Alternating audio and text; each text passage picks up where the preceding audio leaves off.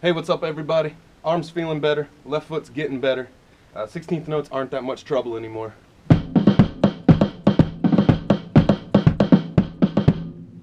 So this week I've been working on triplets, and it started off pretty awful. So my first step was just to play some triplets. Not so bad. But then I tried playing them with the bass drum doing quarter notes, and that is where the trouble was. So I've been doing a lot of work, it's gotten better. You should have heard it at first, it was pretty terrible.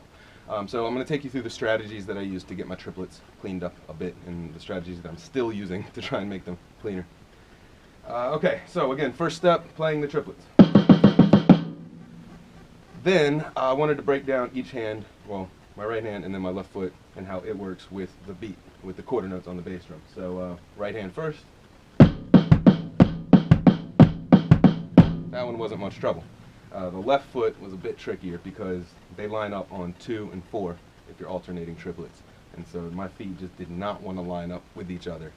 And I think part of it had to do with it was just feeling weird. But the other part is that, you know, both pedals are different, and you know, the drums themselves are different. Like the actual drum versus the electronic pad, they feel different. So timing wise, they kept flamming. Well, yeah, as you can see, I've been doing some work on them, so they're not flamming so much. But so in order to prevent the flamming, first I just sat down and tried to get the timing between the pedals. Trying to get it as tight as possible. Then I would work on the left foot, playing the offbeat triplets with the right foot playing the beats, and so that sounds something like this.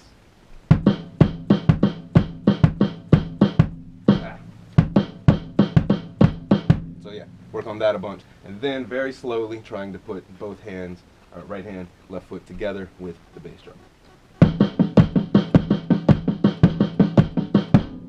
Gradually speed it up.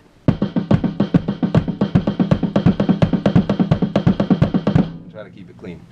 So that's one strategy. Start super slow, break it into layers, then put the layers back together, again very slowly. Now if you want to start to work on speed, so like what I did was to try to play them at a faster tempo, I used a different strategy.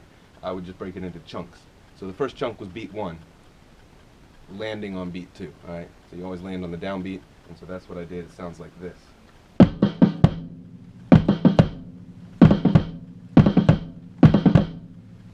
Again, the goal being that they need to land, both feet need to land together on beat 2.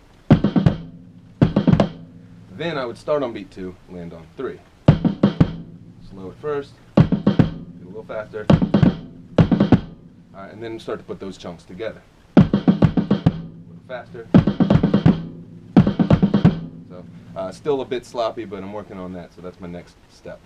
So, and then I would play around with triplet and 16th note combinations.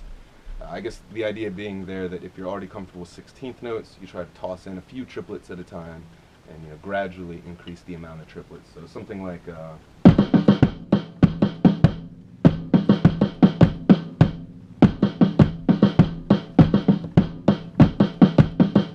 something like that. And then I've been working on the triplet timing exercise that I learned in drumline, which is a measured triplet check, and then a 2-note triplet pattern. The first two, what do you call them? The first two, why does this word always escape me? The first 2 triplets, basically. I know there's a word for that. Partials? First 2 partials, I think. Yeah, so that would sound like this. And that one was okay. The next one is a nightmare. The next one's really the one holding me back, and that will be the last 2 partials of the triplet. So I've been working a lot on that one, and then the third one would be the first and third partial of the triplet. And I don't know, for some reason that was the easiest one, I guess because it just feels like, I don't know, it's kind of swingy. So, yeah, altogether sounds something like this. This is with the 4-2-1 pattern. And again, this is the triplet timing exercise that I learned back in my drumline days, and it sounds like this.